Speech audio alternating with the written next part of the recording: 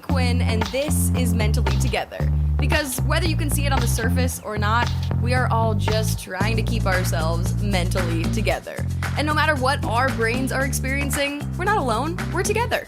On last week's episode, one of the big things we talked about was the fact that so many of us feel like we have changed a lot over the past year of the pandemic. And that is definitely true for me. But sometimes I feel like it's hard to pinpoint exactly what feels different because on the surface, so many things are different about my life. And eventually, there'll probably be a bunch of studies that come out showing how we all have been changed throughout the pandemic globally as humans. But I think right now, we can just notice little things on an individual level.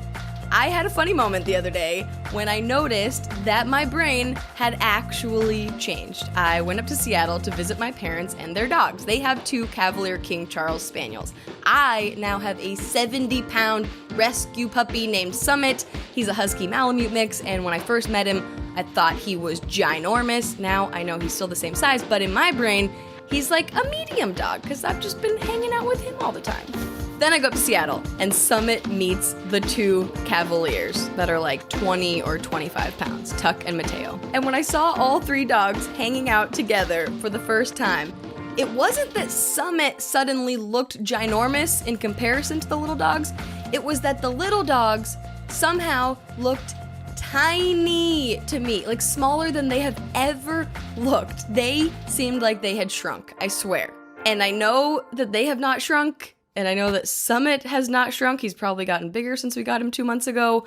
But my brain interpreted it, saw it differently. And even though that seems like such a tiny example, which it is, it made me think about how that could represent bigger things in my life. Like, okay, my brain used to think these dogs were like normal size, and now they are tiny. And maybe there are things in my life that I used to see as huge and important and big, stressful things in my life that now I see as smaller and more insignificant. Lately, I've been taking a mindfulness-based stress response class, and that is definitely helping my brain put these big and small things into perspective and realize that maybe some of the things that really overwhelm my brain a lot of the time actually don't matter as much. What? Another thing I've noticed about my brain as I start to emerge from my pandemic cocoon is that I now have very little patience for small talk. Like, I want to have these mentally together podcast conversations with everyone in my life. I want to hang out with people and actually care about how they're doing, listen to how they are feeling, be open and honest about how I am doing, not just go sit at a bar and get drunk and pretend that everything else doesn't exist. And just for the record, if you are not in the same boat, I am not judging you at all. Like, that is totally fine to do, but that is just not the type of thing that my brain is gravitating towards right now. I don't know if it's the pandemic or getting older, but that's just how I feel right now. And I see that same trend being reflected out in the world and on social media. Like when I open up TikTok, my For You page is mostly full of people talking about mental health, talking about real things, giving tips for ADHD and depression, and actually helping me and making me feel less alone. Which feels very different from a few years ago, or probably even a year ago, when I would spend more time on Instagram and I was following people that were more like aspirational and less humans I actually felt connected to, so I would end up feeling worse about myself. My point is, I think this is all proof that the world is actually changing. We humans are changing when it comes to talking about mental health, and that obviously is very exciting to me. And I'm talking about this right now because my guest today is, number one, someone who has been talking about her mental health on social media, specifically TikTok, and number two, someone that I actually knew 11 years ago when I was in college and definitely not having any of these deep, meaningful conversations that I can remember. You may know her from her TikToks, or if you live in Cincinnati, you may have seen her on the news. It's Meghan Mitchell.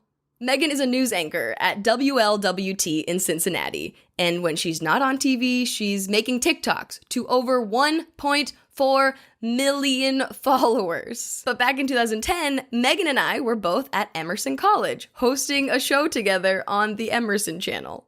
And we definitely didn't know each other super well. I was a senior and she was a freshman, but I could always tell that this in college was not going to be the last I would see of Meghan. Like, she was going to get out in the world and do big things. And now it has been so cool watching her progress in her TV career, win awards for her news coverage, and now making awesome TikToks about the LGBTQ plus community and mental health.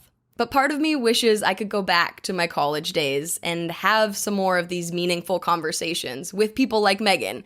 And I hope and I think this is more of a thing for kids in college or younger these days. So I loved talking to Meghan about ADHD, OCD, eating disorders, and how opening up and sharing your feelings can help you and your loved ones feel better. So let's get into it with... We went to college together. She's the lesbian newscaster all over TikTok. She's got ADHD, OCD, all the wonderful things. It's Meghan Mitchell. The Meghan Mitchell, I should say, because that's what you are. Oh, everywhere, right? Honestly, Cassidy, when we were on that show together, I created my email, themeghanmitchell@gmail.com. And at the time I was like, yeah. Now I'm like, ugh. I have to like give it to like the people at CBS when they ask for my email. I'm like, I'm so sorry. Don't judge me. Oh my gosh. So you just alluded to it. We went to college together, but what year did you graduate? So I was 2014. So we only overlapped by a year? We did, which is so weird because I feel like I was super involved that year. So it didn't feel like. Yeah, that's what I was thinking, because I feel like I saw you do so many like extracurricular things. Like that was the year of the Lady Gaga lip dub that. Yes. Remember when that was a thing? That you vlogged as well? Of course, with my little flip cam. Oh my God. But it is so crazy, like thinking about you only being there for a year when I was there, because it seemed like you were everywhere. And so thinking that like that was my last year of college and that was your first year of college, I'm like, who is this girl and where did she come from? Just like pops up on the scene. Okay, but it was like, I remember I would be very, very like strategic about like, okay, I want this person's career. Like you were one of those people who I was like, okay, she has gotten here. She's this person. She's ahead of this. And, you did like WEVN and all of this stuff. And I was like, oh my God, that's so cool. And then I was like, so scared of you when we did the show together. I was like, oh my God. Like, I was going to ask you, it's so weird. I think especially as women, but maybe it's the same for guys, like thinking about people that now like we're adults and we can admire each other and look up to each other and be like, wow, Meghan's doing freaking cool things. That's so cool. And not see it from like this total jealousy, like we're in competition with each other. Oh, but at least for me, very much in college, like, and that's what same with so many people that I met in college, that like women, that we were competing. And it just seems so dumb now, but I don't know. Like I remember thinking you were really cool and good at what you did, but I feel like there was a little bit in my head of like, who is this young girl that's like on the shows now? I've been working for 3 years to do this. Like, what the heck? It's so funny because especially at Emerson, it's like this really competitive environment, right? So like everyone's like bragging, I didn't get any sleep last night because I was doing this, and this. And you're like, oh my God, should I be doing this, and this? And then of course you just get in your head about everything. So I was like, oh, I'll just get involved in all of this. Which I think makes sense and very much like plays into my life now, but not as much of the competitive part that like I see the other women as competition, but still that like I have to be everywhere. I have to be doing everything. Like I have to be busy. Oh my God. And that's something I'm working on for my brain. Yes. Cassidy, I was just talking about this with my girlfriend Jess earlier, because I always felt like because I had ADHD, I like always felt inferior in an academic setting, right? Like I didn't give my homework in on time. I just wasn't really as attentive as the other students, but I was always really passionate about the things that I was learning. I loved learning. But I think that is carried into my career, right? Because every day I go into work being like, oh, I only have like 2 story ideas. Oh my God. Like, so I always think I'm behind because constantly my teachers were telling me you're behind. So it's like, now I'm overcompensating. Yeah.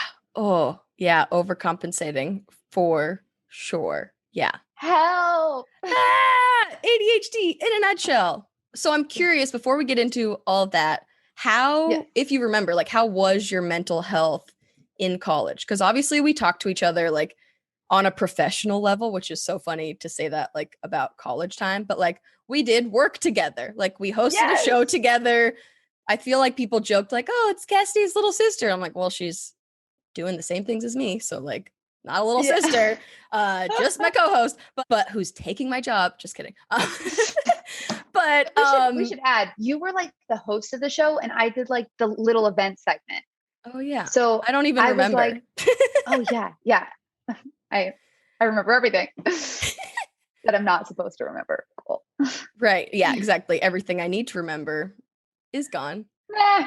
But obviously we didn't talk on like a deeper level of like, how are you For really sure. doing, Megan? Like, how's your brain today? And that is something I wasn't even aware of in my own brain. So of course I wasn't having those conversations with anybody. But from what you remember, do you remember how your mental health was in college? I remember my freshman year, it was a lot of ADHD struggles and less about anxiety or depression or OCD, which came a little bit later. But I do remember that my sophomore year came, and you know what is kind of tying this into what you were saying? I actually didn't get as many roles my sophomore year on the Emerson Channel and whatever. So I kind of was at this high my freshman year, and then kind of felt like, oh, if I'm only on one show, you know, which is crazy. That's something that someone should be proud of. But like Yeah. comparatively, you know, everything is relative. So I was just like really sad. And I remember that was the first time I sought out a therapist. And my sophomore year was also the year that I came out. It was like first semester. And I was like, oh, like it all kind of came to a head in my freshman to sophomore summer. I like dated a guy for 3 weeks, realized it wasn't really what I wanted. And then went to actually randomly Stonewall, which is, you know, the kind of forefront of the gay rights movement. And I was sitting on a couch and I asked this woman, I'm like, what if I'm gay and I don't know what to do? And her name was Kathy. And she kind of Oh, like Kathy. started talking to me about everything. And she introduced me to her girlfriend who was the DJ at Stonewall. And I remember being like, wow, okay, this is like getting real. Cause it was the first person I ever told, you know, because I kept having these crushes my freshman year of college. And they weren't like, I had friend crushes throughout high school and whatever. But then in college, I was like, why do I now want to kiss her? Like, damn it. Dang it. Like, yeah. Yeah. And my so gosh. Exactly. When I told my parents my first semester sophomore year, they were like not very accepting. So I felt like I didn't have this like support back home. I didn't feel like I was doing very well in school, like extracurricular wise and whatever. And I think that it just like all kind of compiled, and I just was like feeling it was in a really tough spot. Yeah. Oh man. Well, And I'm I was sorry to like, hear I that, think but this is depression. uh-huh. Thank you, Kathy, for helping you come to terms with your Love sexuality Kathy. and being there for you. Yes. Like, it just shows how powerful that can be to have one person, whether it's virtually or face to face, like say, "Hey, me too. This is okay." Like for me, it was some of my cousins when I was talking to them via text, like, "Oh my God, I'm sad all the time. Like, what am I doing?" And they're like 10 years older than me. They're like, "Listen, you just figured this out 10 years before we did. Like, go to the doctor. Cool, great. Like you leveled up. Like the earlier you figure it out, the better it can be because You can you just then, have to yeah, notice it." work Yeah. on it, fix it. Yeah. And I think before that, I just like literally never stopped moving. And so I never checked in like, what's going on in here? We're just go, go, go. Like Totally. burnout Now, always. where were you in your life? So were you like doing your own show at this point? Were Yeah. you, Which wow. like from the outside, you would say, Cassidy, this is like the best you've ever been doing. Everything should be perfect. I should be so happy. Like I have this thing that I've wanted for years and been asking for and preparing for, and here it is. And that's great. But my brain can also really not be great. Like, Yeah. and you don't have to pretend like just because you have this one great part of your life that like everything is great. And that's something, even like there was a consultant that came to the station one day and met with all of us and like reviewed some of our tapes. And on the show one day I had said, he played this clip of like, me saying, welcome to the show. Like, I'm so tired today. Are you tired? Like, sometimes you're just blah, blah, blah. And he was like, okay, so you don't want to do that because you have this amazing job and people will look at you like, what? How is she complaining? I'm like, I'm not complaining. I'm just literally being a human. But okay, won't be real anymore. Awesome. Great. So then 2 years later, I was like, I'm done with this. Wow.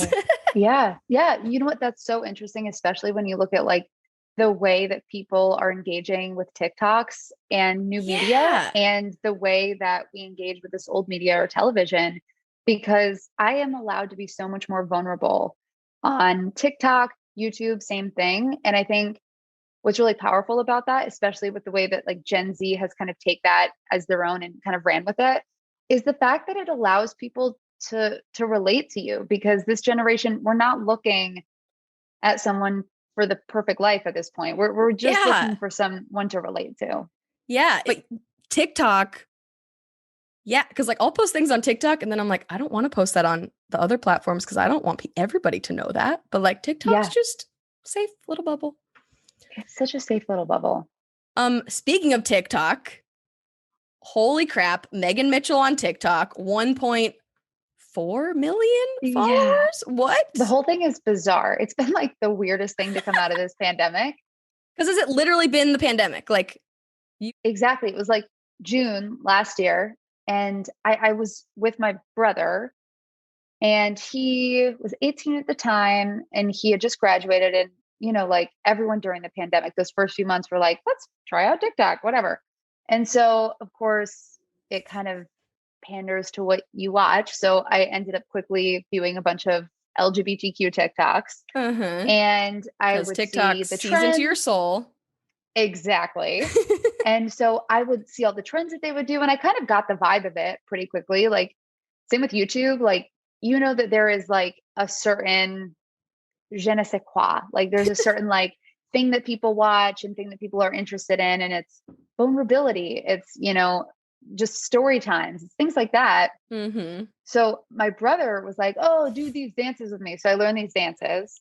And then he was like, you know, I think that you would do well on TikTok. And like, I didn't ever, like, I've always been like, oh, that would be like cool, but I'll never do it. You know what I mean?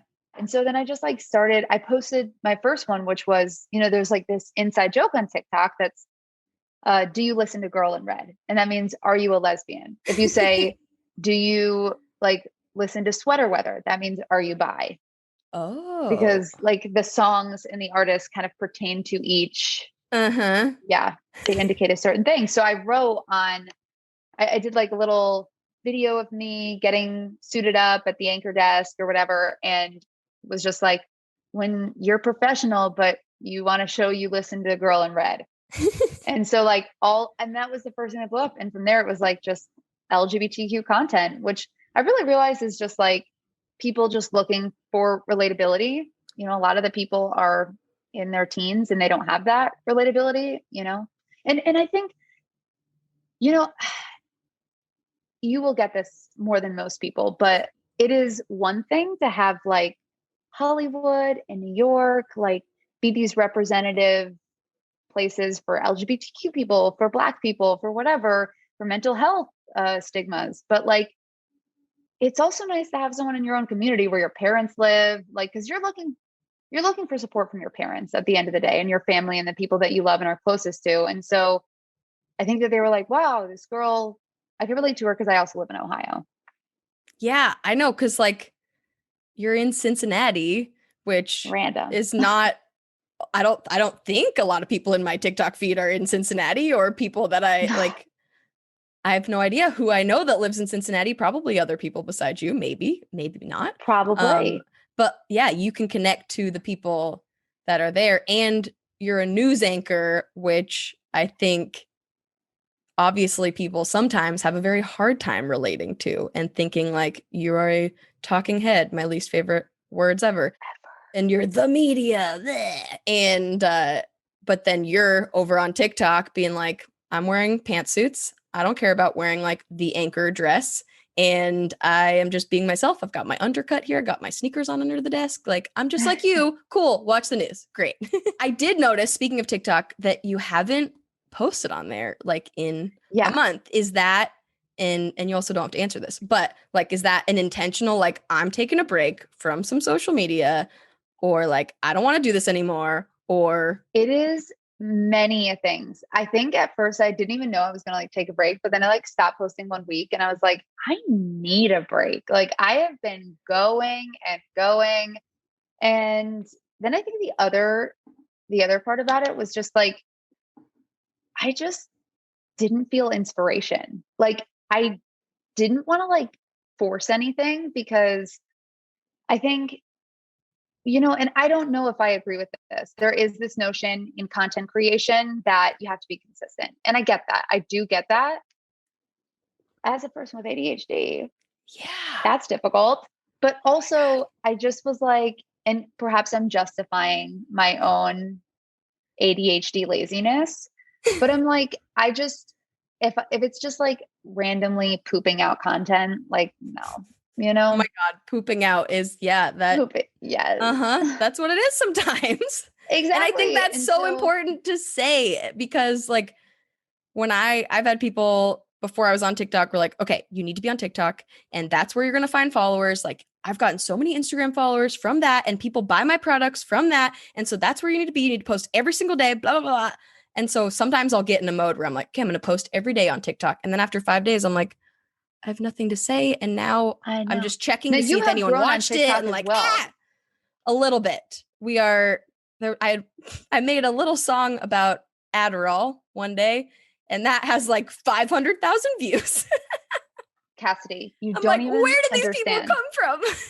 I'm looking to my left here at my girlfriend Jess because that song, it was one of those moments where our minds were blown. We realized that I get cranky and I get, because I haven't drank anything, because I haven't Mm-hmm. eaten anything, because when I am on Adderall, I do not drink or eat.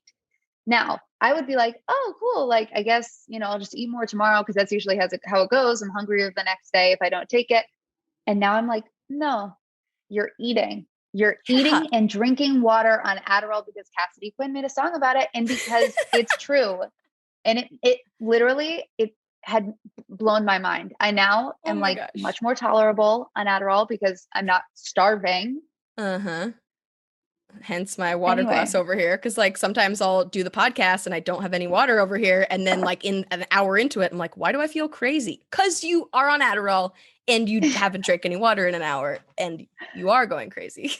I know, I don't know if that was the intention with your song, the very specific part I took from it, but I loved it. How did that go? That viral moment?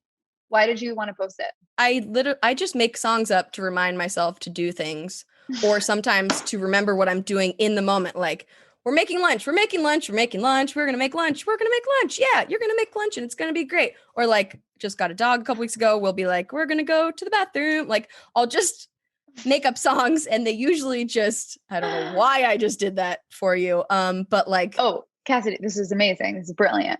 but then I'm also like, so many people on TikTok will do things like that. Well, they'll make a song about something and Yes. then people relate to that. And so then they're like, well, that's all I'm going to do. And I can't do that. Like my ADHD No. is like, we are not going to do the same thing all the time. No, we're just going to do Yeah. what we want when it feels right.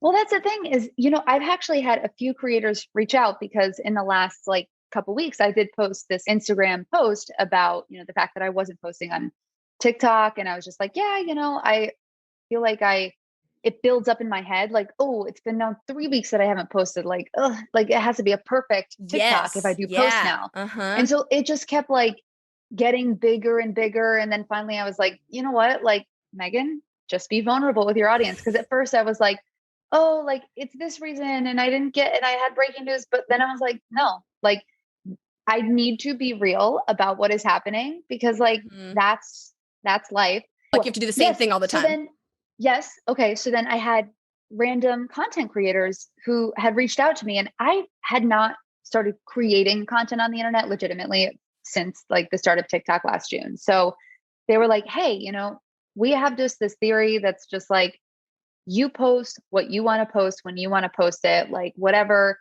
And I just, it made me feel so much better because I think there's this like, do I tailor everything to my audience or do I post what I really want to post? Yeah. You know what I mean? And so like, I don't know if you as a content creator, like struggle with like, should I keep posting the songs, the Uh-huh. relatability, the ADHD memes, or can I just have a break? You know what I mean? Like, will this Yeah. one TikTok that's extraneous really, throw off my whole game and my whole audience? Like, I don't think there's an answer for it, but I struggle with that. Totally. So because there's also another side of TikTok that I keep falling into that is mental health TikTok. And so for me, there's always Yeah. this balance of like using social media to help my brain and then knowing when to get away from it because it's bad for my brain. Have you figured out like how to use it for good or enjoy it for good, consume it for good, I guess? Yeah. I think, and, no shade to any of the apps that we go on a daily basis, but I think like for me, I know if I go on TikTok, I usually will feel uplifted. I think, I mean, obviously, I have my own struggles as to the fact that I have been posting for the last 7 weeks. But besides that, I generally know the content on there is going to make me feel good when I leave TikTok. Mm-hmm. When I am on Instagram, there can be envy that I feel, you know what I mean? Because Mm-hmm. it is that more perfected version of life. I mean, TikTok is like down and dirty. You're like, I want to kill myself, la la la la. You know, like people literally post, and I'm like, Yeah. this is Yeah. insane, but I sometimes feel this way. You know what I mean? Yeah.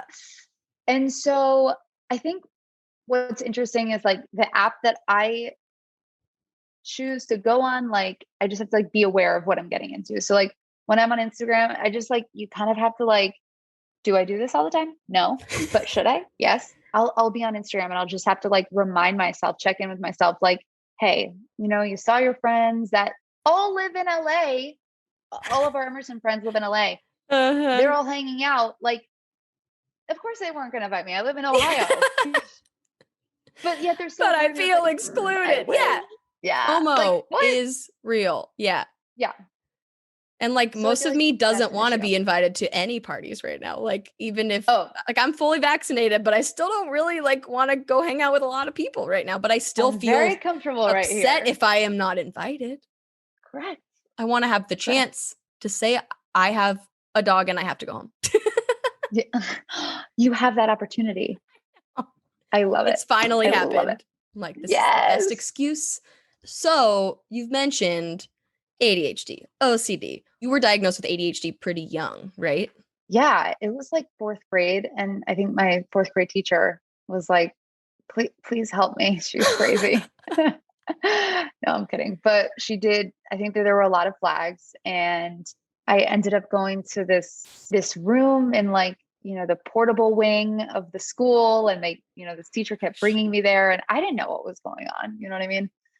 And they were testing me for ADHD and doing all of these, certain things that you do.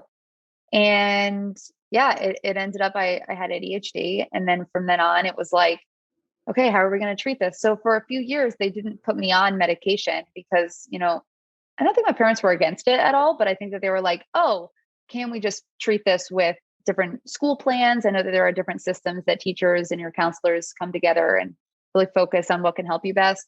Mm-hmm. That wasn't working. So they finally, my seventh grade teachers actually banded together and were like, can you put her on a medication? It's like an I don't think that they intervention. can Oh my actually say gosh. that, but there was some type of intervention in which the counselor, Mr. Boyanju, came to my parents and was like, is there anything else that you guys are willing to do?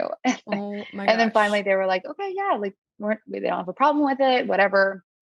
My dad struggles with mental health. So he's been taking, SSRIs for at least 20 to 30 years or something like that. Crazy. Mm-hmm. And so, they're very, pro helping their kid. Had And you talked about that? Like when you were a kid, were you aware that you're I didn't even know I really had ADHD until like maybe sixth grade. Like, I don't even remember the moment, but I just remember being like, why? I like asked my parents, I'm like, hey, like, why am I getting taken out of class? Like, oh. and they're like, oh, you have something called ADHD. And then I remember like being really scared about it because I feel like sixth, seventh grade, that middle school era is like really where you're trying to like fit in with everyone. So I like Mm-hmm. didn't tell anyone. I was so Oh. nervous and I didn't like being like singled out in class and stuff because I was like super social and whatever. So I do think in hindsight, like it was the best thing that could have happened to me because it allowed me to get through high school and get the grades that I needed to get into a school like Emerson, which for me and in my story, I don't think that would have been possible had I not had that assistance of like the teachers and the plan that I was on, the education like system that they created for me and the medication. Mm-hmm. But the thing that sucks about ADHD is like there really is no cure. Like you have to keep working at it. And I don't want to keep working at it most of the time. I'm like, Yeah. I just want to sit around. Uh-huh. Yeah, Do nothing. totally. But I am fascinated by your story because I had this like almost opposite thing where I like grew into learning that I had it. And you did, I feel like, do you ever feel like there's been like this missed opportunity to get that help that you didn't get prior to this? Like, Yeah, and but I it's don't mean to make it a super negative thing, but no, but yeah, I mean, absolutely. And it's so interesting also like hearing you, and I think that's a lot of what you hear about ADHD is like kids that were struggling in school and couldn't pay attention and oh my gosh, they were all over the place. Like I was good at school. You said yeah. 4th grade, you were really struggling. I was in 4th grade helping my teacher spell check and like people's papers they would write because for some Oh, reason I thought that was fun. And so I was like, I'll that's help you. amazing. And my teacher's like, cool, you can like do this work. So I would like check You need a grammar and teacher. like punctuation, you know, like put notes on people's handwritten like cursive essays or Stop whatever. it. And I was so cool. Okay, let me tell you. Like, so popular. But I also, thinking back, like I went to a Montessori school through 8th grade. Wow. And I didn't know that that was different until I talked to kids later Wow. in life who are like, you in kindergarten, we literally like sliced bananas and we ground nutmeg. And then the school was preschool through 8th grade. So like all in the same building. So we'd like Yes. get our nutmeg bananas and go like serve them to the 8th graders. And that was like one of the things we learned how to like clean tables. We also learned how to write and read and all the normal things, but clearly in a very different way. But I'm guessing that that was extremely helpful for my ADHD brain and learning style because I could Absolutely. learn in whatever way worked for me. The Like if I needed, capacity you wanted. like now I think back, I'm like, oh my God, they gave me extra work to do. Like I needed something to like focus on, probably. Which is probably why you to this day are still looking for like, what can I do right now? What can I Uh-huh. continue to? That's fascinating.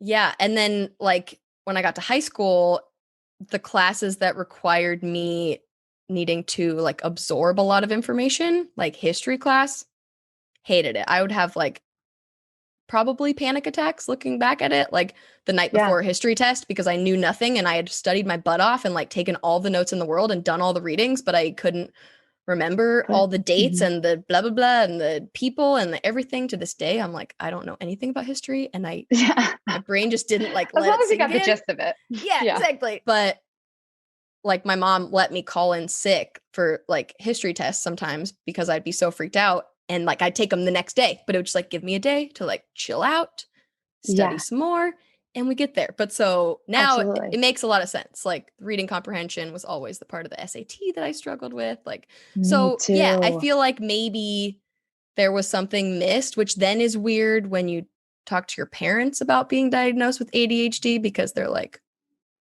we missed something. Like, are you saying Yeah. we did something wrong? I'm like, no, I'm just telling you, I figured out something about my brain. So true. And a lot of it was me reading in the past year in quarantine, reading about women being diagnosed later in life and going like, oh my gosh, wait, Wow. that makes sense for me. Oh my gosh, that makes sense for me. Because when I left TV, it was great for my brain as far as like burnout goes. It was not great for my brain, I realized, not having all these deadlines and like accountability Yeah. and like you have to get this done and then you have to get this done today and then this done today. All of a sudden it was like I have all of my schedule to do anything. What do I do? So that's when I was like, Yes. this is bad. I've been freelancing for 2 months with air quotes because I didn't do anything. I felt like I Yeah. wasn't doing Yeah. anything. It's like, I'm doing everything. No, I'm not. No, you're not. So the meds help a lot.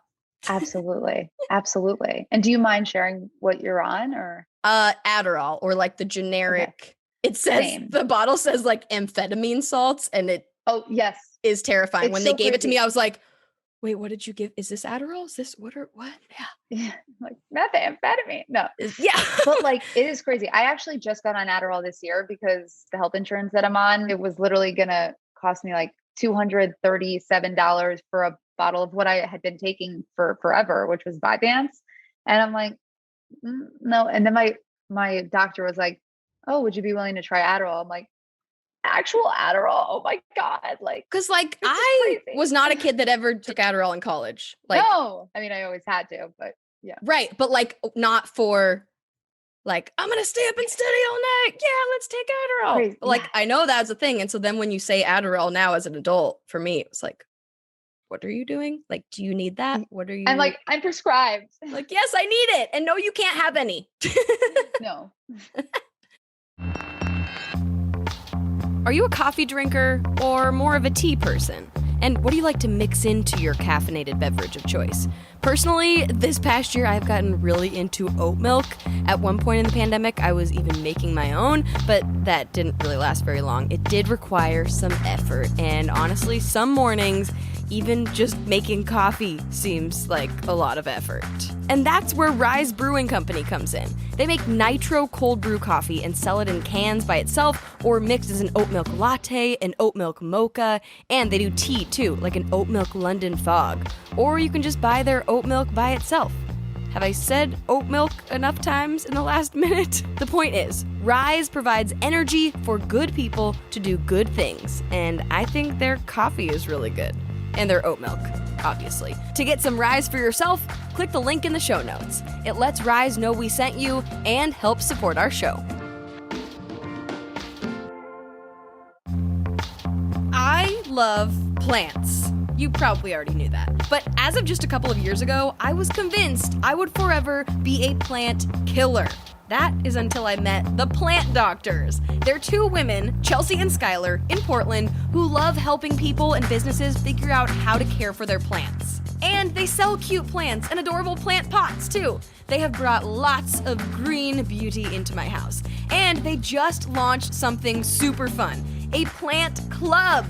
They're calling it the Clean Air Plant Club. Because, fun fact, plants actually do clean the air. For $20 a month, your subscription will get you a new 4-inch plant every month, plus 10% off all workshops and 10% off anything else you buy when you go pick up your plant in person. Go sign up for the Clean Air Plant Club right now at theplantdocs.com. And while you're on their website, if you feel like you need a new plant right now, which, let's be honest, you probably do, use the code Cassidy for 15% off your order. Again, code Cassidy at theplantdocs.com. Now, back to the show.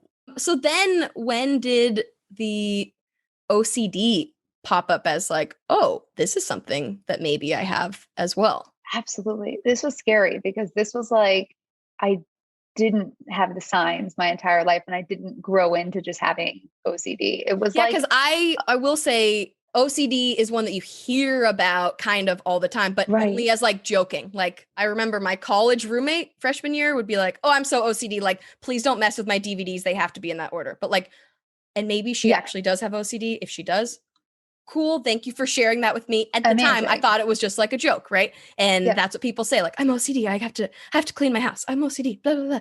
So you hear about it, but you don't actually know anything about it. So is it something that therefore like, is there your whole life or can it just like? Yeah.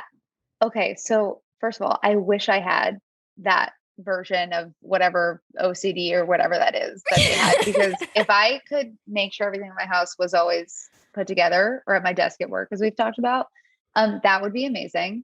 That is not it. It's basically a way that your brain obsesses on something. And so when I had just turned 25 and I had like, for the first time in my life, like legitimate food poisoning where I was like throwing up all night and stuff like that. Ugh. And then like 4 months later, I ended up like accidentally eating like the seeds of this fruit, and the seeds were poisonous, but I just like threw the whole fruit in the blender to make like and so Oh no. within 30 minutes, like was like vomiting in the ER. Like it was just No. really weird. Oh my gosh. And I think that mixed with this idea that like it just like created the seed in my brain that wouldn't leave. And that was that if I eat something, it's Seeds going to left a poison seed. me. Yeah, the seeds left, they literally did. Those damn seeds. But it was like the craziest thing because I had never, I guess looking back, there were like signs that I had OCD. Like I would stay up way too late, scared that I was like, that a kidnapper was going to come in when I was like in high school. And I was like, oh, looking back, Oh my that's gosh. kind of an OCD type tendency because I just kept thinking about it and I would lose sleep. And when it starts to like actually hurt your day to day is when, you know, a doctor will kind of flag it as something that you should go get checked out. Mm-hmm. And so then I started getting like these, the craziest panic attacks I've ever had. And I can still point to them being like the craziest. Besides like September, I had one that was crazy. Oh, And man. I would just sit there like one time for 4 hours and I was like scared out of my brains, like that I had Oh my gosh. everything that I ate was poisonous. And so at first I'm like, this isn't OCD. Like but sure enough, I very quickly got a psychiatrist involved and she told me, she's like, okay, like this is OCD. And I'm like, me? OCD? Like I'm so messy. I'm so gross. And so I think for a long time, it was like me not identifying with that label because like I was always the opposite of the OCD, right? Of what we think of Yeah. as OCD. But like what OCD is obsessive compulsive thoughts and the thought wouldn't leave. And so every day, like fortunately I would go to work and it wouldn't really be in my mind. But the second that I would go home, I would just keep thinking and then get myself into a panic attack. And I would drive myself to like the hospital. I never went in because I was like, I would get on the phone with someone who would like, you know, talk to me through it or whatever. But that lasted for about 2 months. Wow. And finally I did see that psychiatrist who said, okay, this is OCD. We're going to put you on this SSRI. It's called Luvox. And it subsided for sure with SSRI. But it was crazy, Cassidy. Yeah. Not awesome then, but awesome that the meds have actually helped and worked for your brain. Yeah. And what's crazy is like, even those meds. So Luvox is an anti-OCD and an anti-bulimia. Like people who have bulimia take that to stop the obsessive thoughts of wanting to throw up. Whoa. So I tried to get off of Luvox 2 summers ago and developed bulimia. Which was not something you had never had before. Something that crossed my mind, whatever. I had started like eating, like counting calories and stuff, but that very quickly transitioned into my brain was like rewiring the back the way it was. And I developed bulimia, which was just like really scary. And then I started getting those panic attacks again. Then I was like, I need to go back on my medication. What made you think you wanted to go off of it? Just to like I thought I was how fine your brain, because the medication, it just makes you think that you're fine. That's me with my Adderall. Like today's the Yes. first day I've taken my Adderall this week and it is Wednesday. And yesterday I was like, oh my God, why do I feel sad? And like, I haven't gotten anything done. I'm like, oh, remember those meds that like help you?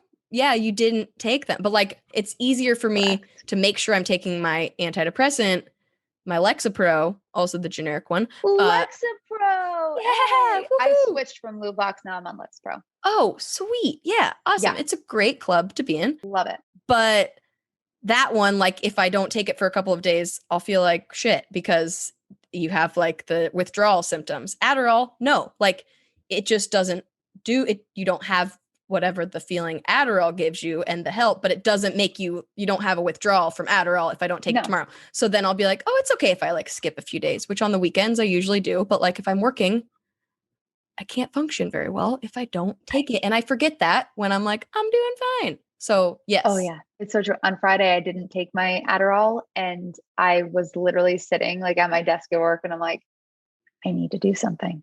I can do it. I need to do something. And I finally did right at the end of the deadline. Yes, sometimes that's what you Yay. have to do. The amount of times I was sprinting to the studio, my show started at 7 p.m., sprinting in heels at 6:57 when the commercial break started. And I'm like, you're going to miss it. After like sending a segment that's like hopefully going to make it on the air that I just finished editing at 6:57, I'm sending it through. My producer's in my ear like, is it going to make it? I think so. It always did. Like somehow, miracle of ADHD miracles, like the ADHD gods were looking down on me. It always does. always made it. But you know what? And I don't know if you agree with this, but I've had to like reflect a lot, especially after having this negative view of ADHD throughout my middle school years. And one of the real positives that I think comes from ADHD is the ability to think quickly on your feet. And so when people say to me like, oh my God, like, how do you anchor the news? How do you kind of go from that to that? And I'm like, because I've been doing it every freaking assignment in my entire life has been me scrambling at the last second. Let's go here. I know how to better like than people who don't have ADHD handle situations that are really high stress. Like breaking news or any news, like you know what you have to do in that minute. So like executive dysfunction isn't as much of a thing because you're like, I have to do this now. I have to. Like we are live and we are going. And yeah, that and like it makes you more creative. Like the fact that your TikTok is full of like LGBTQ stuff, mental health stuff, news anchor stuff, some dance videos, some dog video, like that comes from your creative brain. So yeah, there's for sure positives. Yeah, definitely. And I love it. Would you say that's the case with OCD? Like, are there parts that you look at it and go, that actually is helpful? That's a good question. Ways that you think it has worked well for you? Yeah, I think I'll start with this because I think it's a more general idea. And that's that I think whenever you have something that you struggle with, it creates empathy for you to then expand your mind. So like anybody who then says I have OCD or whatever, or I have mental health problems, like I feel that on like a very deep level. And that's, I'm assuming why you reached out to me, why we have like a connection that we do, because like when you know. Part of me is like, we should have been best friends for that year in college because we probably would have had so much in common. It's so true. It's so true. And so I feel like that empathy is something that like, I don't know if I would have gained that specific empathy if I didn't struggle with it as much. But I think besides that, if there's any, I don't know. I think it's also made me find community. Like Hard Work is that organization that I'm a part of, or I'm not really a part of it, but I'm kind of their main cheerleader, I like to say. So cool.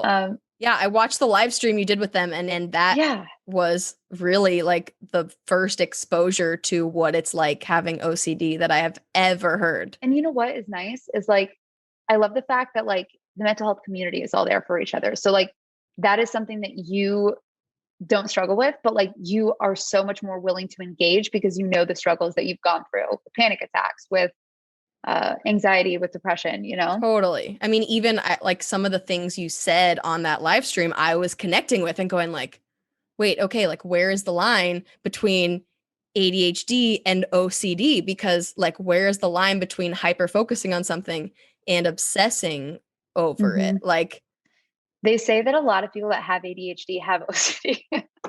Not that I'm putting this like seed in your brain too, but I think a lot of mental health issues are connected. And so, I mean, anxiety and depression, like that's what I was diagnosed with 3 years ago. And now that I know I have ADHD, that probably makes more sense that, of course I was feeling sad because I felt like I wasn't being productive or felt like I didn't fit into whatever thing, or you know, wasn't giving my brain the time to turn off. Like the pluses and minuses of mental health. I just feel like with OCD, it's tough for me to find like a specific one, but I think that also is because it feels so fresh to me.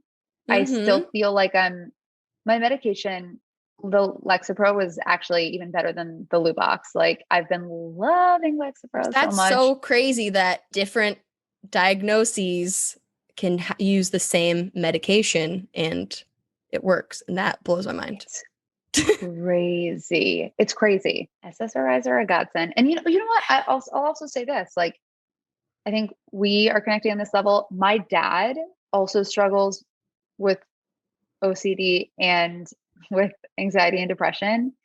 And the amount that we've grown through sharing our experiences, and my dad's like Mr. Sports, like cool, whatever, like financial guy. And he like really opens up, and our relationship has just blossomed because of our shared struggles. That's so cool. Yeah. So that's been like a weirdly personal thing that's happened because of it. That's super interesting. Yeah. You've said some of this, but what do you wish people knew about having OCD and what that's like? I think if people could recognize that, like, it's not so easy to just stop thinking about something. Like, I think we often say, oh, don't be sad. You know, like there's those like typical things that you see on Instagram posts, like, don't say this to a depressed person. Don't say this to a panicked person. But with OCD, obviously it's not as common of a struggle. So I'm just here to reiterate, like, we can't not think about something. And sometimes I'll feel like a little bit invalidated when someone is like, just meditate or whatever. Like, and I'm like, listen, I would love to meditate. I will meditate, but right now, just like, let me experience what I'm experiencing, you know? And it's also, these are a lot of the times irrational fears or rational things that we think are happening. And it can also be really invalidating to hear someone be like, Meghan, not everything is food poisoning. Like, blah, blah, blah. Like, there are ways that you can approach it that are so much more empathetic and so much more constructive to make me think a little bit differently. Just be like, you know, Meghan, how many times in the past have you eaten bread, you know? And then I'll be like, I guess every week for my entire life. And they're like, okay. And how many times have you gotten food poisoning from that? And I'm like, none. You know, it's reframing instead of just being like, why are we doing this? Blah, blah, blah. It's using that like exposure therapy. Like, hey, how many times has this ever happened to you? Like, I say that's a pretty good chance that you're okay to eat the bread, you know? Yeah. Like presenting the facts of the situation, but like Yeah. not in a way that you're presenting facts. Like you're just, yeah, like it just, because I remember not in a I've had condescending way. like in an old relationship of mine, when I'd have a panic attack, he'd be like, Yeah. and I'm sure he thought in the moment he was doing what was best and was nice and was think supporting that- me, right? But he'd be like, exactly. you're okay. Everything's fine. Like, none of this is real. Like, all those things that you're thinking are not real. And even when I say it now, I'm like, that doesn't sound that bad. But in the moment, like, that's not what is I helpful for know. me, because I'm aware of the know. fact that nothing is real and that the world is not literally crumbling around me, but it Yeah. feels like it's crumbling around me in my brain. Yes. I can't just be like, oh, this is not real. Cool. We can move on. I mean, Great. just in that situation, it's just like allowing that person to be, just saying, that must be really hard for you right now. I'm so sorry this is happening to you. Like, I need that. That's why I love her, because my partner Jess is just like so wonderful at allowing me to be, just be, you know. Yeah. Like, let you have that moment. Yeah, she's helped me heal in ways I didn't recognize that I needed from a partner, you know. Yeah. That's So wonderful. That's been That's nice. amazing. It's been really great. Yeah. I love that. That's very adorable. So, what are some of the things, if you wake up and you're having one of those days where your brain just doesn't feel good, something's off? Are there things that you've learned that you try to do to bring yourself back up? Yeah. And I think, you know, sometimes saying these, and I should mention, I'm not a doctor, I guess, you know, I feel like Me neither. it's always important to reiterate that. But for me, I do know going on a run helps. And that's something that I actually had to talk to a gynecologist about because of some of the like PMS struggles I had. And then she was like, this running will really help you, Meghan. And I was kind of like, I don't want to run. No one ever wants to be told to run. I know. And then finally, I just, for the first time, probably ever, I legitimately this year, like in the last 5 months, have used running legitimately solely for my mental health, like solely for my mental health. And I don't even think about it in terms of like eating or food or whatever, because of the history that I now have with eating disorders. Yeah. And so running has been like it makes me accomplish something for the day, which is always important. And obviously like the endorphins or whatever, the bodily things that happen to you that just make you feel a little bit happier. Mm-hmm. That's been really good. Getting outside, getting my dog like exercise, which is always important because sometimes they'll annoy the crap out of me. Yeah. You know what? And this is the tough part about having ADHD and these other mental health issues is like in my recovery process, I think big. I'm like, I'm going to do this and I'm going to meditate for 10 minutes every day and I'm going to do this. And like for 3 days, you bet your butt I'm doing all that stuff. The fourth day, however, I'm like, I don't feel like it. And so I think the thing is now I've recognized like meditation. Let's focus on that. I am not going to make myself do 10 minutes every day right after I wake up, before I go to bed. Instead, every time I think about it throughout the day, and I just started this like a few weeks ago, so I'll let you know how it actually goes. Yeah. Just throughout the day, if I think, I'm going to be present, I'll take like 10 breaths where I'm like present, just like, and not necessarily moments where I'm struggling, but just moments where I remember to like be present.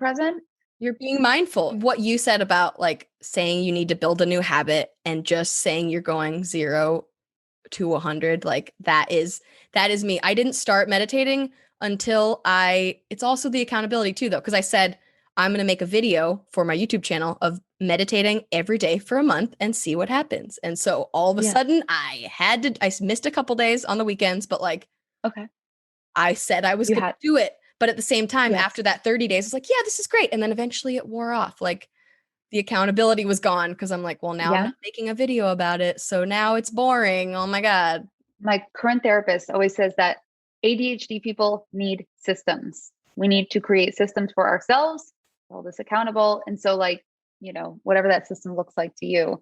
For me, it's now like, okay, if I have to do things, I write it down in this planner, which I hate. I hate writing things down in planners. Like I have bad handwriting, blah, blah. But that's just, it's creating systems. And so I work every week with my therapist on making sure that I'm holding up those systems of like support. Anything else about if you're in an off day, what actually does help you sometimes? I think, if you have a partner, if you have like a really good friend, someone that you like, the first person you call when something happens in your life, mine is Jess over here. And I think with her, it's like being super vulnerable and like being very honest about where you are, because I think we recognize like as people who live together now, it can be like really detrimental to be like carrying something and not tell your partner. Mm-hmm. And so I'm just like, hey, I need to tell you something. I don't even need feedback. I just need to divulge this. Mm-hmm. And I'm really struck. Like we were in the car yesterday, actually, and I was like struggling with my hips, which sounds so random, but like, I'm like, I don't like the way my hips look right now in my life. I don't need you to necessarily do anything, but I'm just needing to tell you this so that I tell someone before like I start getting a bunch of things in my mind saying like, hey, you look bad. Like you need to go on a diet. You need to like throw up your food or whatever. You know what I mean? And so like, that is just like one example that has to do with like an eating disorder, but like same thing with like depression. I'm like, hey, Jess, I'm really feeling very sad right now. And she goes, okay, is there anything like from me right now? Or do you want me to just like hold you, whatever, listen to you? And so I think that those, just using people in your life as that bouncing board, just to be like, can you just listen, is like also really helpful. Which seems so obvious. Have you found that? Absolutely. With my boyfriend, Tucker, like, and he has also had struggles with anxiety and depression. So he gets it. And so the empathy thing, it makes so much sense. And it's so true. And just like, for me, there's all these things that I get caught up in my head about. And then when I say them out loud to him, like they kind of lose their power. Yes. It's like, wait, that's not that big of a deal? Like, oh my, like if it's, sometimes I'll get in an imposter syndrome spiral. It happened last night. And all of a sudden, like I didn't even know, I just felt anxious. I just felt anxious. And I was like, Tucker, like, I'm just feeling anxious. I don't know.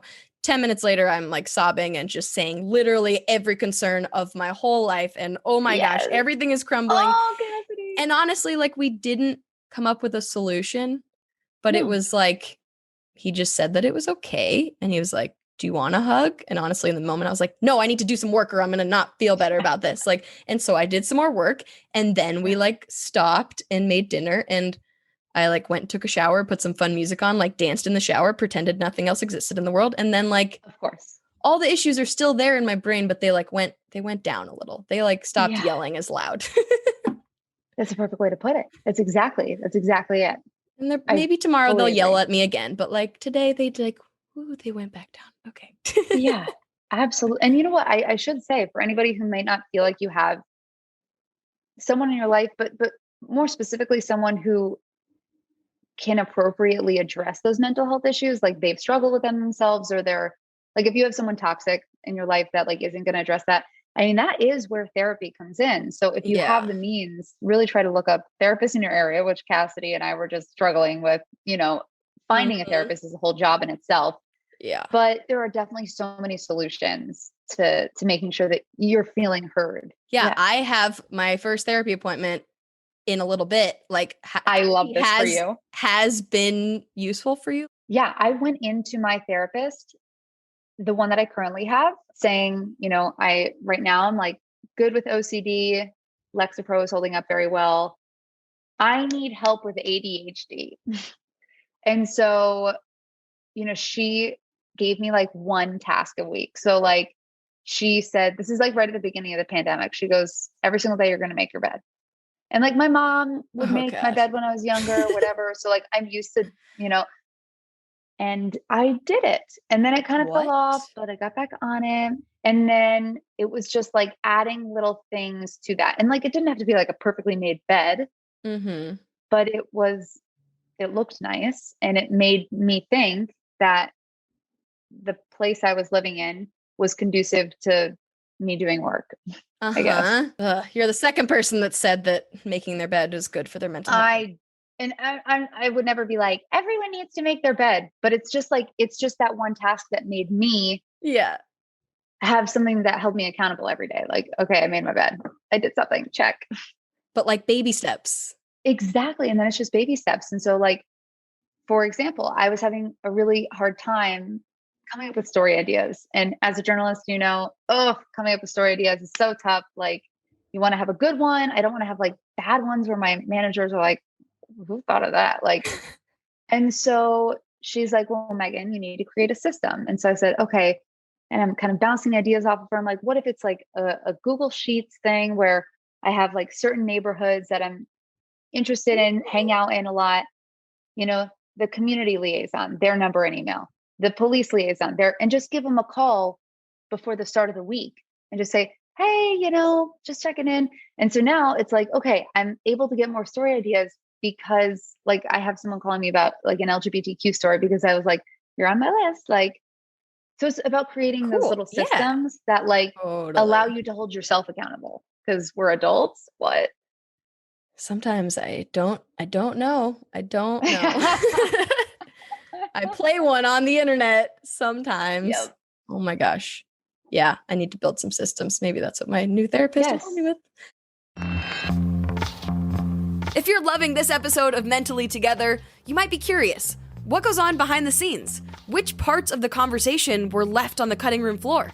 Well, let's talk about it. Over on Patreon, my patrons get to see deleted video clips from every episode and get to be the first to ask questions of each podcast guest. Like from this episode, I had so much fun talking to Meghan, catching up with Meghan after a bunch of years, so we shared some more ADHD moments, some more behind the scenes of being on TV moments, and just some other random moments that are now over on Patreon. You can read all about the different tiers and sign up at patreon.com/Cassidy Quinn. Again, that's Patreon, patreon.com/Cassidy Quinn. We have a few questions from our friends on the internet. Hey, internet. Delaney says, how have you used your ADHD as a competitive advantage? Which I guess is kind of similar to what we talked about earlier, but Yes. And I'm going to reiterate that exact thing because in sports, like, in gymnastics, I was all over the place. I had ADHD. I was hyperactive. And so I actually think that I would just like go kind of crazy when I would get to the gym and just like do all these things. And then I ended up doing really well in gymnastics in my like younger years because I think I just like grew so much muscles because I had so much energy to get out. And then I think with lacrosse, it was the same thing. It was like, okay, like I just had more energy than some of the other people that I was competing against. And so like it was just, and this is very random, lacrosse, you like have the stick and you cradle it. uh-huh. I have such bad fidgeting. I was the best cradler. I mean, my stick skills were like blowing, up the team because I was just always doing this. And I was like, That's oh, awesome. this is just like what I do. I was at my house doing this, you know what I mean? But yeah, those are like very concrete ways. And I think just in general, like I'm going back to what we were talking about earlier. When I'm on the anchor desk, like there are a million things that are being thrown at you, especially in breaking news. And you have to navigate all of them. And people who are planners, who do things by the book, you get lost in those situations. I mean, I'm sure everyone can thrive in their own way, but because I have been navigating the waters of like juggling 8 million different things at once, because my monkey mind is like, I thrive because every single day I am late for something. So I'm figuring out in that moment, in those few minutes where I'm like, I really need to get something done. Every single day I'm practicing for the craziest moments of my life because I literally leave my house at the last second and just I'm like, okay, like how can I navigate this? How can I get this work done and this work done in like 5 seconds? You know what I mean? Yeah. So it actually helps if like you're on the news desk, if you're in a career where you're like having to navigate a million things at once. I can work on the fly like a boss. On a different topic, this one's anonymous. They say, I'm in the closet. Do you have any advice? Okay. Yeah. Yeah, I would say, okay, the biggest thing is don't come out until you are ready to come out and until you feel like you have like a community and a support system who are going to be caring for you and supporting you. Because we went to Emerson College and it is a very LGBTQ friendly school. So in my situation, my parents weren't very accepting. They are now, I should add, 10 years after I mean, it took them a few years, but yeah, I had that community at Emerson and at my friends at Emerson. So I didn't feel totally alone and in despair and like, oh God, like I'm never going to have a family the rest of my life. Yeah. It gave me the hope to keep going. And having those people in my ear being like, Meghan, you're not doing anything wrong is so important. So don't come out until you feel ready to come out, until you have that support system too. Yeah, that's beautiful. Yeah. And I do love hearing you talk about your parents and that whole storyline because hearing that now they are super supportive of you and everything, but like sucks that they weren't. But obviously that's something that a lot of people can look at and go, oh, cool. My parents aren't supportive right now, or my friends or whoever or whatever. And then but there's like or you can let, if they're not going to be supportive, like, fine, they can be out of your life. But like, there also is hope that maybe they will get there. Yeah, exactly. And you have to do what's best for you. I had a feeling that if I really kept at it and just acted like nothing was wrong, they would eventually turn around. And about 5 to 6 years after, they started getting a lot better. And then with Jess, they're just like, oh my God, we love Jess. Never break up. I'm like, Thank you for no pressure, parents. Awesome. Yeah, exactly. Oh my gosh. Okay, I don't know what this question means, and you also don't have to answer it. Anya says, Meghan, can you share the swimsuit responses? Oh, okay. We're going to talk about ADHD right now. I posted, hey, everyone, send me your best swimsuit recommendations for like tomboy looks. And I was like, oh, I'm going to compile all of these and I'll get screenshots of the websites and then put links on each one so that people could click them. Oh, that's a lot of steps. Yeah. Of course, I got way too idealistic about that. And then I ended up doing nothing. And that is okay. So with that said, I literally just need to go onto my Instagram and write just the names of the brands. And there's probably like the top 5 that someone gave me. Yep. Doesn't that seem more reasonable? Absolutely. But my brain does the same thing, that it overcomplicates every single thing and adds 10 different steps. And then I get stressed out about the 10 steps. So then I do none of them. But if we make it in 1 step or 2 steps, maybe we do it. Right? Fancy that. Yeah. See, we can cure ADHD. Just I'll kidding. do it. I know. We found the cure. Oh my gosh. Yep. We did it. All we needed was Adderall, water, and swimsuits, apparently. LOL. Okay. And then last but not least, we have a quick round of questions. When was the last time you cried? Watching This Is Us, probably. It's a great show. That's the best way to release a cry that, for me, that I didn't even know was stuck in my body. Yes. And it might have been within the last couple weeks. So probably that. Wow. That's amazing. You're like, oh, sometime in the last couple weeks I cried. I'm like, yesterday. Okay. You know what? I don't know, because the side effects for medications are different for everyone. Yeah. Ever since I got on Lexapro, I don't cry as much. So I'm like, well, nothing comes out. Same for me, but then when I do, like, and that has actually happened with This Is Us, where like I haven't cried in a while, and then something on that show will like make me start crying, and then it's all released. I'm like, cool, we needed that. Wait, I love the fact that you just said that, because I think I that's exactly what I do. So cool. What about the opposite? The last time you had a big belly laugh? Ooh, my co-anchor, or not, he's my meteorologist. His name is Cameron. He probably made me laugh in some capacity, because he basically just makes fun of me the whole show. Perfect. How much I have to laugh because I'm like, this is hilarious. What are you grateful for right now? Jess. Oh. What sound can calm you down or bring you joy when you hear it? I speaking of Jess, I had my laptop here. We were both doing work at the table, and I took my AirPods downstairs and they disconnected to the laptop that I had wood carving ASMR playing on. And Jess was like, what is playing here? And I'm like, it calms me down. Wow. I like do work while I listen to like wood carving or soap carving. All works. I need to try that. It's bizarre. What about a smell? Is there a smell that can calm you down? I like anything with sandalwood. Santal 33 is my favorite scent. Just all the wood. And all the wood. I do like, what the heck? Are you a lesbian? Just kidding. Oh my God, I'm being called out so hard right now. That was so bad. I'm kidding. I've also heard you talk about your like OCD relating to your sexuality. So I'm like, I do not want to like put that in your head that you are not a lesbian. Yeah.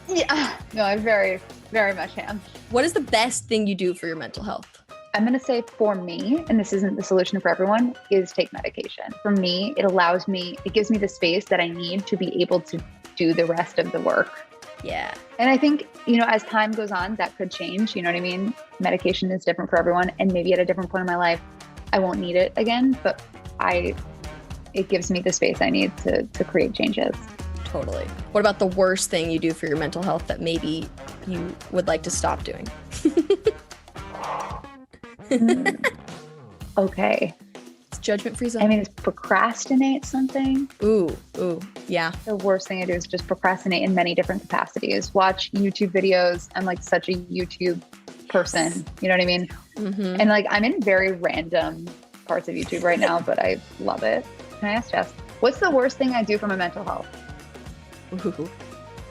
Ooh. And then for my OCD, Google things. Whenever something happens to my body, I like Google the crap out of it. And I'm very bad about it because I will sneak it from Jess and she'll try to take away my phone. And then I'm like, I'm almost done.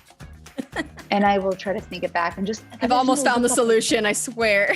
Yes, I really have. Like, oh my God. I passed out last week for the first time ever in my life from giving blood. So we went and we gave blood on Friday. Do that. Mm-hmm. And see that? Whoa. That looks crazy? kind of painful. That's a big bruise. Yeah. It was crazy. And, they messed it up or whatever. And then when I took it out, it was like bloody everywhere. And my iron was low. And I went to go sit at the table and then I passed out. And I was like, oh my God, get her or whatever. Yeah. And so, of course, the rest of the afternoon, I was just like looking up everything about. Oh, no. And then when Jess caught me, she stopped me. But that's the worst. But also the best because you're like, I needed someone to like maybe stop this. But also, you caught me. Intervention. Seriously. That happens in our house for me, Googling things too. What is your favorite thing about your brain? My favorite thing about my brain is the social ability I have. Like, ooh. I love talking to people. I love connecting with people.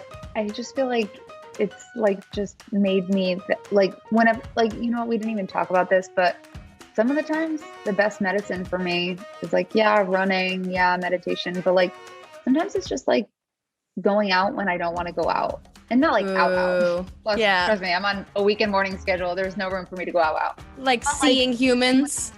Being a human and just like being like, let's get brunch. And then like, I feel myself again. I'm like, oh yeah, like I love talking to people. I love engaging with people. I'm so curious, I love like seeing what their struggles are and stuff. So I feel like you're the same way. Last year have been like, I love not being around people. And so I'm like, my social anxiety has gotten worse. Like, I don't want to be around humans. Oh my God. How did I used to like do that literally all day? But then the other day I went and like met up with some friends. I'm like, oh, actually this was nice. And like, I think I did need it, but I didn't know that I needed it. So that's how I feel every time. Glad that you said that. Yeah. Thank you for the reminder. And the last one, if you had to get something tattooed on your forehead, like everyone's just doing it. We're in this weird future where for some reason I'm in charge of something dumb. And it's like your billboard to the world / yourself. You see it in the mirror. And everyone is getting forehead tattoos. What would yours say? Oh my gosh, that's fascinating. Because you could really look at this question in a few different ways. Is the message to everyone else or is the message to me? Right. Either one. I would say, and I have thought about getting this tattooed on me, but everyone in the world tells me like that's the worst idea ever, which I really don't think it's that bad. Drink water. Ooh, yeah. Yeah. Because half the time when I'm crabby or whenever. Forehead tattoo, I could see how that wouldn't work like for your, news career, but totally. Drink water somewhere else on your body. For the sake of the question. Yeah. I'm like, what if I just put it right here so that it reminded myself? Finger? And they're like, man, no. Don't do. And I'm like, rude. You could just do like a water drop, oh yeah. I have also pitched that to them. I have like 3 running people in my mind that have all said like, don't do that. I'm like, rude. I enable it. I approve. Thank you. I think that sounds great. And where can people follow you? All over the internet. Oh. And TV. So if you live in Cincinnati, you can watch Channel 5 or go to WLWT.com/nowcast. Also the fact that you are at a station that starts with WLW. Now that I have definitely fallen into lesbian TikTok sometimes and seen the WLW, women loving women. It's just meant to be. So, okay, TikTok and Instagram are the same. That's Meghan.Mitchell with 4 L's at the end. 2 L's were taken. Facebook, you could just search Meghan Mitchell and find my professional page. And then Twitter, Meghan1Mitchell. Oh, yeah. I don't want to talk about it. I hate that. And then is there anything else that we didn't talk about that I didn't ask you that you just want people to know about mental health or anything about you in general? Cassidy, we went deep. I know. Oh my God. I'm sorry. I have taken 2 hours of your life. So thank you. This was wonderful. Absolutely. And thank you, wonderful human, for listening to this episode of Mentally Together. We release new episodes every Monday. So I, Cassidy Quinn, will see you next week. In the meantime, go do something nice for your brain today. Go on a run, go watch some TikToks, share some feelings with a loved one, whatever will make your day just a little bit better. Because remember, we are all just trying to keep ourselves mentally together.